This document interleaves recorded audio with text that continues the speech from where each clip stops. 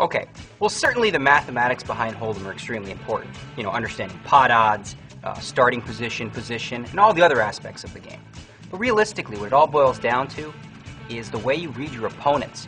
What we're going to look at now are some of the various opponents you're going to face in the game.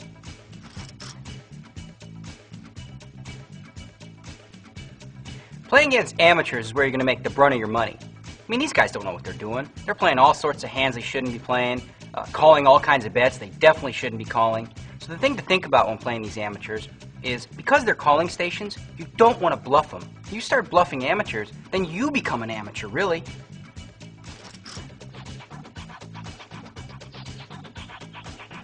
Now the rocks just play super tight.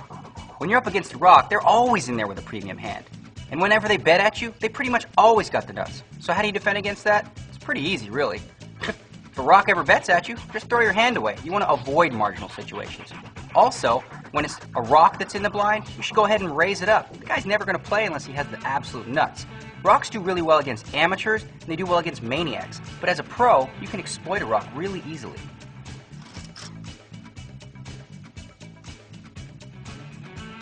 Now, when you're up against a maniac, you really have to have your seatbelt on. I mean, these guys are nuts. They're always betting, raising, re-raising, bluffing, with all kinds of weird hands. So the way to defend against that is you really got to set traps for them. Let them bluff their money off and milk them all the way to the river. Set traps, that's the key.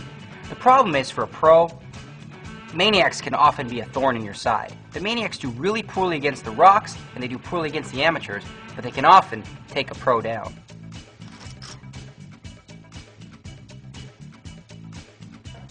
When you're up against a pro, you better bring your A game. Pros aren't easily predictable. They mix up their game really well. Sometimes they're bluffing, sometimes they're playing the nuts. They're always constantly changing gears at will. So why bother pick on a pro when you have other opportunities to beat up on the weak players? Stick to beating up on the amateurs and the rocks. The only time you should face off against a pro is when you've got a really strong hand yourself.